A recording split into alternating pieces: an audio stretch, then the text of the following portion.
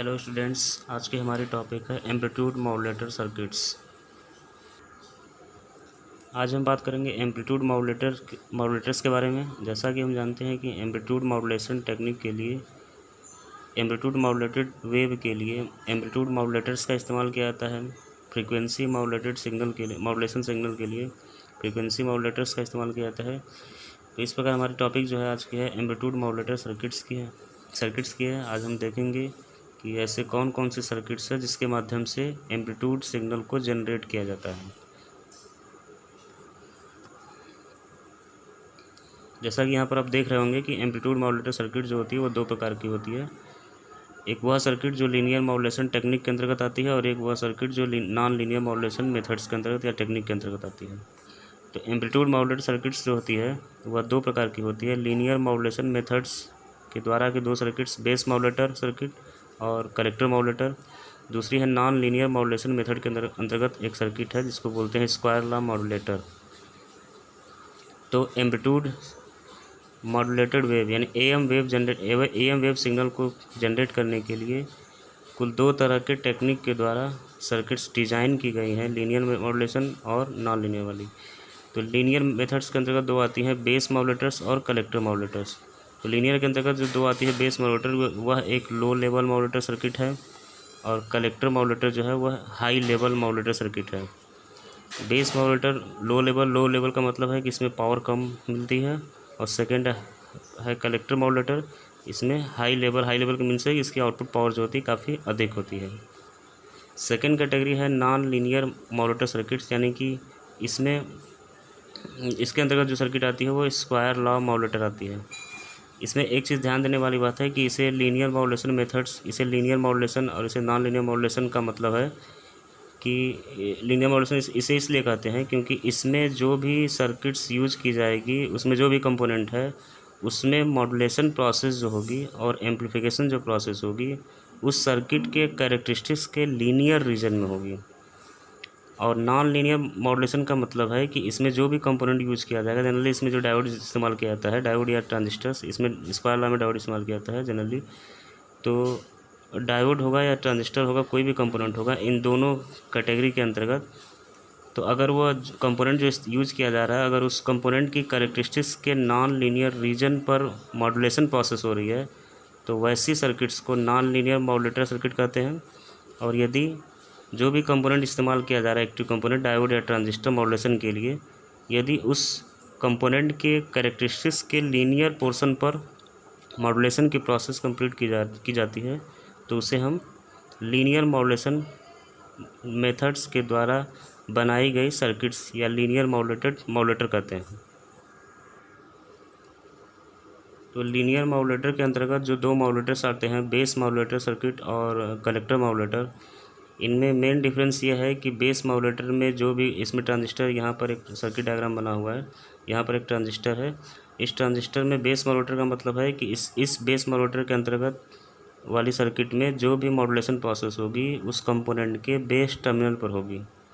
जबकि collector modulator का मतलब है, कलेक्टर मॉड्यूलेशन का मतलब है कि इसमें ट्रांजिस्टर में मॉड्यूलेशन प्रोसेस जो होगी ट्रांजिस्टर के कलेक्टर पोर्शन पर होगी।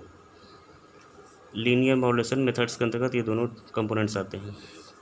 तो आइए देखते हैं लीनियर मॉड्यूलेशन मेथड के अंतर्गत जो दो सर्किट आती है, बेस मॉड्यूलेटर और कलेक्टर मॉड्यूलेटर, उनमें क्या डिफरेंस है और किस तरह सर्किट वर्क करती है। तो फर्स्ट हमारी सर्किट है बेस मॉड्यूलेटर या बेस मॉड्यूलेशन। तो बेस मॉड्यूलेटर सर्किट के अंतर्गत यहाँ पर एक सर्किट डिज़ाइन की गई है। इसमें ट्रांजिस्टर है, एनपीएन ट्रांजिस्टर है, इसका एमीटर जो है कॉमन है। इस ट्रांजिस्टर के बेस पोर्शन पर कैरियर सिग्नल दी जा रही है, रेडियो फ्रिक्वेंसी वेव का मतलब कैरियर सिग्नल दी जा रही है। और इसी ट्रांजिस्टर के बेस टर्मिनल पर एक लो ऑडियो फ्रिक्वेंसी ट्रांसफार्मर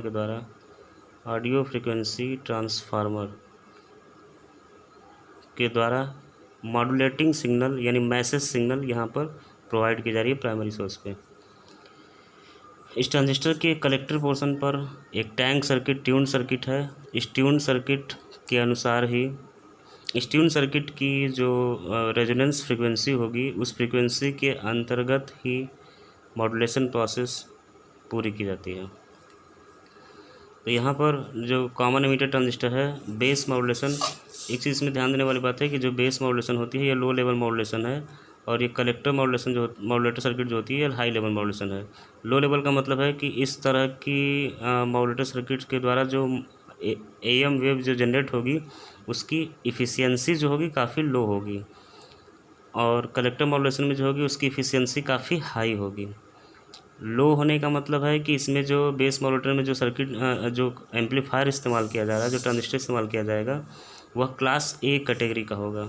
इसमें जो ये एम्पलीफायर है ये क्लास ए एम्पलीफायर है। और कलेक्टर मॉड्यूलेशन में जो सर्किट इस्तेमाल की जाएगी उसमें जो ट्रांजिस्टर होगा वो क्लास सी एम्पलीफायर यूज़ किया जाएगा। क्लास सी की एफिशिएंसी काफ़ी हाई होती है, जबकि क्लास ए की एफिशिएंसी काफ़ी लो होती है। तो हम बात कर रहे हैं बेस मॉड्यूलेटर सर्किट की। तो बेस मॉड्यूलेटर सर्किट में यहाँ पे क्लास ए एम्पलीफायर है। जैसा कि हम बता चुके हैं कि इस ट्रांजिस्टर को बेस मॉड्यूलेशन इसलिए कहते हैं, बेस मॉड्यूलेटर इसलिए कहते हैं क्योंकि इसमें मॉड्यूलेशन की जो प्रोसेस होती है वह ट्रांजिस्टर के बेस पोर्शन पर होती है। तो बेस मॉड्यूलेटर सर्किट में यहाँ पर जो मैसेज सिग्नल दी गई है, मॉड्यूलेटिंग वेव या मैसेज सिग्नल, या बेस टर्मिनल पे जो डीसी बायस वोल्टेज VBB है, इस डीसी बायस वोल्टेज के साथ यह मॉड्यूलेटिंग वेव जो सीरीज़ में दिया गया है, जिसकी वजह से यह डीसी बायस वोल्टेज जो है पर मॉड्यूलेटिंग सिग्नल जो होती है वो सुप्रीम पोज हो जाती है। तो इस प्रकार डीसी बायस्ड वोल्टेज VBB का वोल्टेज जो होता है वह मॉड्यूलेटिंग सिग्नल या मैसेज सिग्नल के मान के अनुसार वैरी करता है। यहाँ पर एक डायग्राम है, जो डायग्राम इंडिकेट करेगा कि किस प्रकार मैसेज सिग्नल जो है वो डीसी बायस्ड वोल्टेज VBB के साथ जो सुप्रीम पोज हो रही है। यहाँ पर जैसा कि हमने बताया कि मैसेज सिग्नल जो है डीसी बायस्ड वोल्टेज VBB के साथ सीरीज़ में सुप्रीम पोज होने की वजह से डीसी बायस्ड वोल्टेज VBB का ये कर्व बना हुआ है, और मॉड्यूलेटिंग सिग्नल MT यानी मैसेज सिग्नल, ये हम मैसेज सिग्नल इसको मान लिए, और ये डीसी बायस्ड वोल्टेज है। जब दोनों आपस में सुप्रीम पोज होंगे सीरीज़ में होने की वजह से तो इस प्रकार से यह सिग्नल बन जाएगी। इसमें जो डीसी बायस्ड वोल्टेज है, डीसी बायस्ड वोल्टेज का जो मान अब होगा, एम्पलीट्यूड जो होगा वह मैसेज सिग्नल के मान के अनुसार यानी मॉड्यूलेटिंग सिग्नल के एम्पलीट्यूड के अनुसार वैरी करने लगेगा। और इस कंपोनेंट में के बेस पर कैरियर सिग्नल भी दी जा रही है। तो ये जो मैसेज सिग्नल यहाँ से डीसी बायस्ड वोल्टेज के साथ जो सुप्रीम पोज हो जाएगा, उसके बाद ये वोल्टेज पोटेंशियल जब यहाँ पर आएगा तो कैरियर सिग्नल, यहाँ पर ये कैरियर सिग्नल है, तो कैरियर सिग्नल और ये जो सुप्रीम पोज्ड वोल्टेज है ये दोनों आपस में मॉड्यूलेट हो जाएंगे। ये दोनों आपस में बेस टर्मिनल पर, ये जो ट्रांजिस्टर का जो बेस पोर्शन है, इस बेस टर्मिनल पर जो दोनों आपस में मॉड्यूलेट हो जाएंगे। तो इस प्रकार ये कैरियर सिग्नल और डीसी बायस्ड वोल्टेज और मैसेज का सुप्रीम पोज्ड वोल्टेज यानी सुप्रीम पोज्ड वोल्टेज और कैरियर सिग्नल जब इस बेस टर्मिनल पे मॉड्यूलेट होंगे तो यहाँ पर बन जाएगी सिग्नल एम्पलीट्यूड मॉड्यूलेटेड वेव। इस एम्पलीट्यूड मॉड्यूलेटेड वेव का जो एम्पलीट्यूड होगा, इसमें ध्यान देने वाली बात यह है कि इसमें जो कैरियर सिग्नल है, इस कैरियर सिग्नल का जो अब एम्पलीट्यूड है वह इस मॉड्यूलेटिंग सिग्नल के एम्पलीट्यूड यानी कि मान के अनुसार परिवर्तित होने लगा। अर्थात कैरियर सिग्नल का जो आयाम है मैसेज सिग्नल के आयाम के अनुसार परिवर्तित होने लगा। तो इस प्रकार की इस सिग्नल को हम बोलते हैं एम्पलीट्यूड मॉड्यूलेटेड वेव। तो इस प्रकार हम देखते हैं कि ट्रांजिस्टर के बेस पोर्शन पर डीसी बायस्ड वोल्टेज VBB जो कि मैसेज सिग्नल के साथ सीरीज़ में है, तो डीसी बायस्ड वोल्टेज जो है इस मैसेज सिग्नल के अनुसार सुपरइम्पोज्ड होकर इसके मैसेज सिग्नल के मान के अनुसार इसका पोटेंशियल वैरी करने लगता है, और यह पूरा का पूरा पोटेंशियल यहाँ इस पोजीशन पर कैरियर सिग्नल के साथ मॉड्यूलेट कराता है, और मॉड्यूलेशन प्रोसेस होती है। तो जो सिग्नल जनरेट होती है फाइनली वह इस प्रकार एम्पलीट्यूड मॉड्यूलेटेड वेव कहलाती है। तो यहाँ पर कुल इस प्रकार इस ट्रांजिस्टर के बेस पोर्शन पर मॉड्यूलेशन की प्रोसेस कंप्लीट हो जाती है और बेस पोर्शन पर ही एम्पलीट्यूड मॉड्यूलेटेड वेव जनरेट हो जाती है।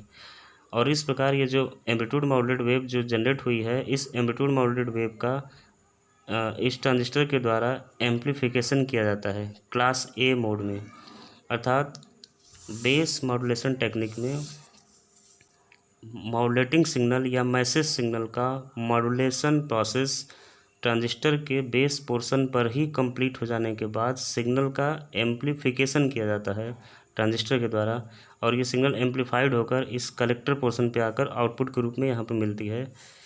तो जब मॉड्यूलेशन होने के बाद इसमें एम्प्लीफिकेशन होता है तो इस प्रकार के सिग्नल का जो एफिशिएंसी होती है वो काफ़ी लो होती है, इसकी आउटपुट पावर जो होती है वो काफ़ी कम होती है, क्योंकि पहले से ही इस ट्रांजिस्टर में इसमें जो ट्रांजिस्टर है वो क्लास ए एम्पलीफायर के रूप में यूज़ किया जा रहा है। इस ट्रांजिस्टर के कलेक्टर पोर्शन पर लगे हुए ये जो टैंक सर्किट है या ट्यून सर्किट है, इस ट्यून सर्किट पर जो मॉड्यूलेटेड वेव है, ए मॉड्यूलेटेड वेव है, वो एम्पलीफाइड होकर इस कलेक्टर पोर्शन पे आती है और इस ट्यून सर्किट की प्रॉपर ट्यूनिंग करके यहाँ पर आउटपुट के रूप में मॉड्यूलेटेड वेव को ले लिया जाता है। तो इस प्रकार फाइनली जो होती है इस सिरे पर मॉड्यूलेटेड वेव आउटपुट एसटी यानी कि modulated wave amplitude modulated wave output के रूप में प्राप्त हो जाती है। इसमें एक चीज़ ध्यान देने वाली चीज़ है कि इसमें जो ये जो ट्यून सर्किट यूज़ की जा रही है,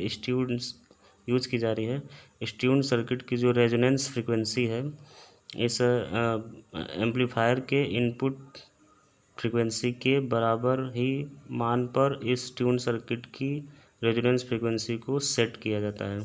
अर्थात इस ट्यून सर्किट की जो रेजोनेंस फ्रीक्वेंसी है इस एम्पलीफायर की जो इनपुट फ्रीक्वेंसी है उसके मान के बराबर होती है।